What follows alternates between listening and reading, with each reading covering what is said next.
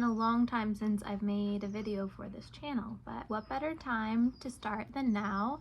It is May 2024 and it is the beginning of what photographers call their busy season. So something that I am very passionate about and have built a second business around. So I have an education business for photographers now, and the whole base of the business is built off of burnout, putting everything that you have into your business, but then lacking on creating a life of your own. Kind of a backstory. So about 5 to 6 years ago, I was 25 years old and I had bought my first house, and my business was doing really well and everything seemingly was great. I got everything that I had wanted in my business, but I felt awful. I was so exhausted. Every photo shoot that I did, I didn't want to be there, and I felt like I was not only losing my passion, but just like losing any zest for life. So anytime that I had a day off, I was either sitting behind my computer, not taking the day off, working, or I would just like lay in my bed and rot. Over the last few years, I've made a ton of changes and I have not been burnt out from my job being a photographer or like the busy season for years. It doesn't even cross my mind now. It's just not something that I'm worried about because I have such a good system and boundaries in place. So I want everyone to know that that is a thing. Just because you're self-employed doesn't mean that you have to work 24/7. I want you to remember that you created this business so that you could have a life. It's not the other way around. You don't start a business so that it fills up your life. So one thing that I want to mention is that when people experience burnout, a lot of the time it's from having no boundaries and not really knowing yourself, as in what you like to do, what brings you joy. Because a lot of the time we start photography businesses because we loved doing that, it was our hobby. So we turn this into a business and then it's not a hobby anymore, and then you don't do anything for yourself because you're still doing something for yourself, which is your business, but the two don't connect. I just want you to keep that in mind. If you're feeling burnt out at all, you have probably bad boundaries or no boundaries, and you're not really thinking about yourself and what you actually want out of your life and what you like to do, and you're probably not putting in that time to yourself. You're putting in that time to everyone else. And I think that over generations, this has been something that has been looked at in a way that you are a hero if you're putting your time in everyone else but yourself, when that's not true. That is not something to brag about. That's not something to be proud of. That's not something victimize yourself and say, I give everything to everyone else and now I have nothing. That's on you. That's your boundary. So I just want to put that out there. It might be a little harsh, but you probably need to hear it. Here are my tips. It is May right now, and I absolutely do not want you to get to September and go, why am I so exhausted? Why do I have such a backup of photos to edit? How do people sustain this? I don't want to see those Instagram posts out to your clients saying, I really just appreciate everyone's patience. It's a really busy time for photographers. No. If you're taking on too much, that's on you. That's not on your client. So here is how I would avoid that. First thing that you need to do is to commit to booking days off each week. And I don't mean book off days where you don't shoot and you just stay home and edit. I mean book off actual days that you don't do any work at all. So for me, this is a Sunday, and it's usually Sunday, Monday, or Friday and Sunday. Those are the days that I book off. I also have really good work hours. So I wake up in the morning, I do any emails that I need to do, which are fairly quick. It usually takes me like 15 minutes just to check over everything.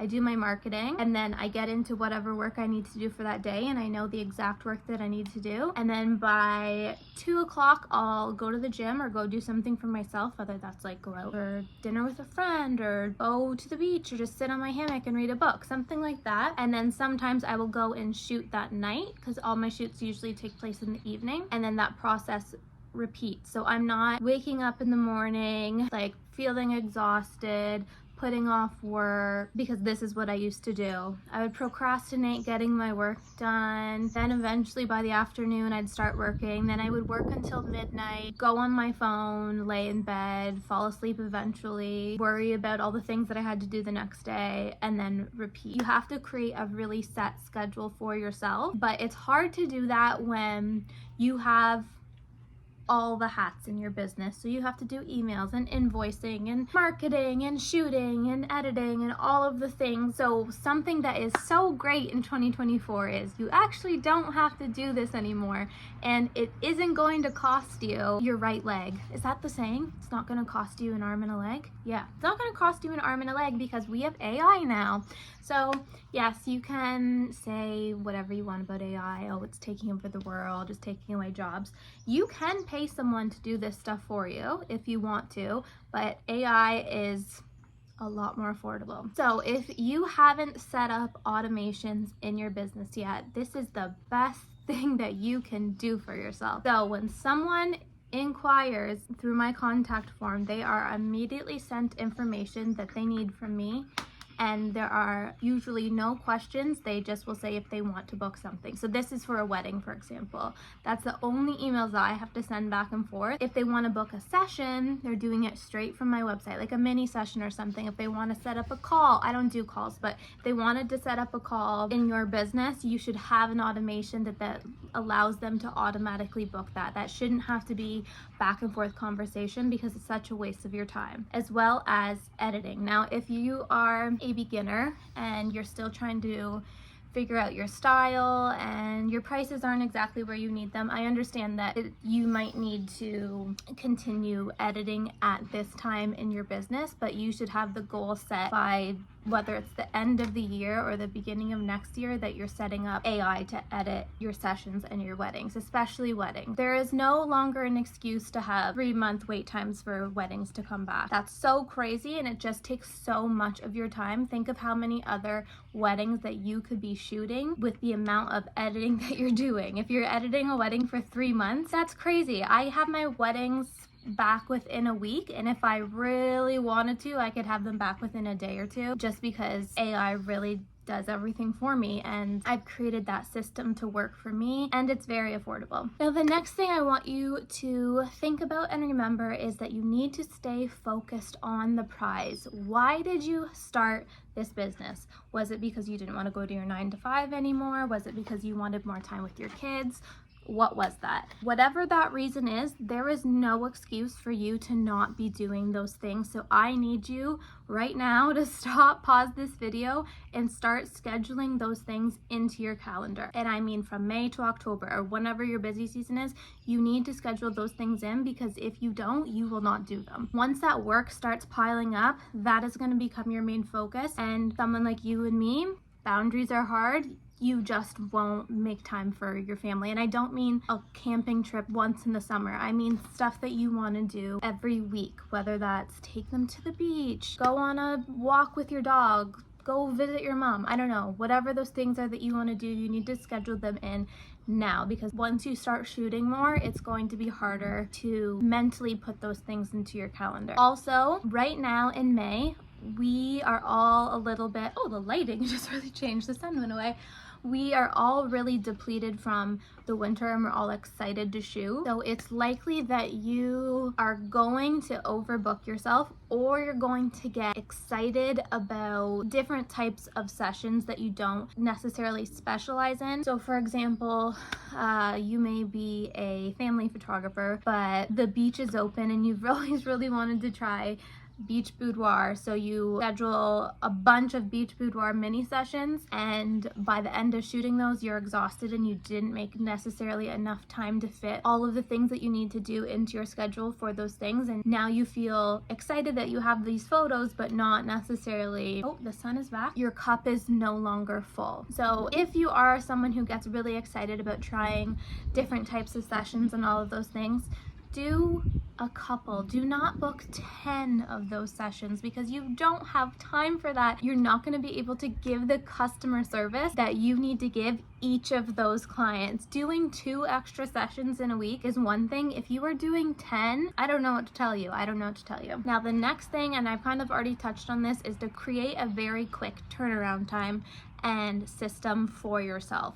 Now, in the past, it was common for people to have to wait like a month or so for a session, 3 months for a wedding. That just isn't going to work anymore. Not only is it kind of annoying for the client to have to wait that long for photos, so annoying for you that you're editing a session that you shot a month ago and you have this huge editing queue. Like, that's just exhausting and going to put so much pressure and weight on your shoulders, and you're going to just feel anxious all the time. So create a system where you have a quick turnaround time. So for me, that looks like if I'm shooting a session tonight at the beach, I'm going to shoot it at 7, come home at 8. The next morning, I'm going to call those photos, which is going to take me, I think it takes me about, I want to say like 10 minutes per 1,000 photos or something. That might be wrong, but I can do it fairly quickly. I can do it in like under 30 minutes to an hour. So I'm going to call those photos. I'm going to immediately send it off to my AI system. And then I'm going to get that back within like an hour or two, go over them, export, and send it off. I am not waiting a week. And maybe there'll be like a 1 day in between that. If I have a day off, then I'm not going to be doing that on my day off. But my system is quick. My turnaround time is quick because I don't want to be thinking about this for a long period of time. I just want to get the job done. You shouldn't be starting new jobs if your old jobs are not done. I feel like photography is the only industry that really does that. I guess like other arts might, but it's just not a healthy way to run your business. It's not good for you. It's not good for your client. And you're going to just end up making excuses and like victimizing yourself and feeling bad for yourself when your client asks for the photos. Now, it is very annoying if a client emails you that night and says, can you send me a couple photos? Like, you don't have to do that. That could be a boundary that you say, no, I don't send sneak peeks because it takes me longer. That's what I say. It honestly does. It takes me way longer to go through all the photos and find 3 photos rather than just edit the entire thing. So that's a boundary I have. I don't send sneak peeks, but I have a really quick turnaround time, which just makes it so much more worth it. I forget where I was going with that, but you just really need to create that system for yourself. So a way that you can do this is by scheduling out your week. So you've already booked those times off in your week. Like for me, it's let's say Sunday and Monday that I want off. So I know if I'm shooting a session, it's gonna take me this long to call and edit it. So let's say for me, it's like a couple hours, but let's say it's like 2 days. So you're shooting on Sunday night, Monday and Tuesday, you know that it's gonna take you that long to edit them. So you're not shooting anything else unless you wanna shoot Tuesday night because your session should be sent off by then. And then that's a wash and repeat process. So then you shoot Tuesday night, and then Wednesday, Thursday, you have to send those back off, and then you shoot Thursday night. See what I mean? You probably aren't gonna want to be that consistent with it. You might want to break it up. Oh, there's my cat. Hi, Izzy. It's like, who are we talking to? You are probably gonna want to break that time up, and you might have a way faster turnaround time than that. Hopefully you do, especially if you're using AI. It's literally a matter of hours. But yeah, you're gonna have to create a system where you have scheduled in your editing time. You don't just fill your calendar with as many shoots as possible and then just edit whatever you have free time. That's a very, very, very bad and unhealthy habit to create for yourself. So don't do that.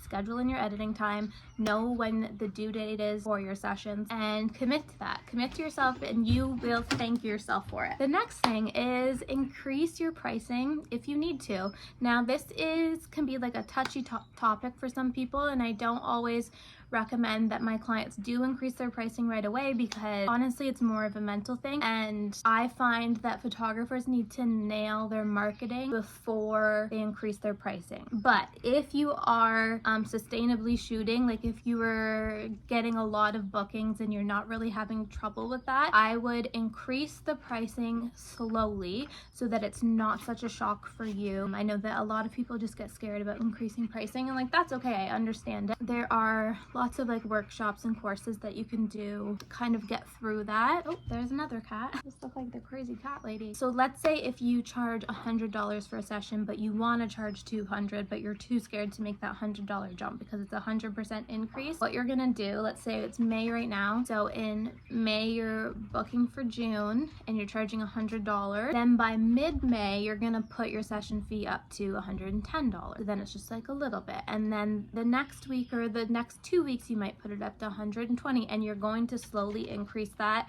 until you get to that $200 mark. That way it's just not as shocking for your clients, and it also tells your clients that they need to be on the ball with booking you, because as time goes on and your demand increases, you are going to charge more, which as you should. Something that a lot of people don't understand is that services are more expensive than like a product or a digital product like a course or something. Your services should be more expensive because it's your time. You can't create more time. You can always create more products. You always sell more like digital products and stuff like that, more prints. You cannot create more time for yourself, so that's why your pricing is going to increase as time goes on. The next thing, I don't know if it necessarily leads to burnout, but it will lead to a headache in the future, and this is for if you live in Ontario or Canada, and it is to put 30% of whatever you're being paid away. As soon as you pay yourself, you put 30% away. And I know that that's a lot, but you're going to have to pay it for your income tax eventually. So you might as well put it in your savings and then take it out when you have to pay it, because there's nothing worse than not having the amount of money ready in April after like the slowest season that we have and not being able to pay that. Do that now, because if you make 100 grand this year, you have to pay 30% of that to the government. It's unfortunate. And the last thing, I think I've already said this, but it is just to remember your why. And if you feel like you have lost that, I just want you to get out a piece of paper and write down to yourself why you started a photography business in the first place. And I don't necessarily mean for your clients, I mean for you. How is your life improving by starting a photography business? Was it because you got to stay home, because you got to make your own schedule, because you would be able to do more things with your friends and your family, whatever it is? Remember that, and then make sure that you're doing that. The way that you book sessions into your calendar, you need to book these things that you want to do in your life into your calendar. Anyway, if you are still here, thank you so much for watching this. I really hope that you have the best season ever and you get booked, not busy. Busy is not good. We do not want to be busy. But anyway, I just hope you have the best season ever and you avoid burnout. We are not doing that anymore. We're not. Enjoy your life. You created a business so that you could enjoy your life, so let's do that. Goodbye.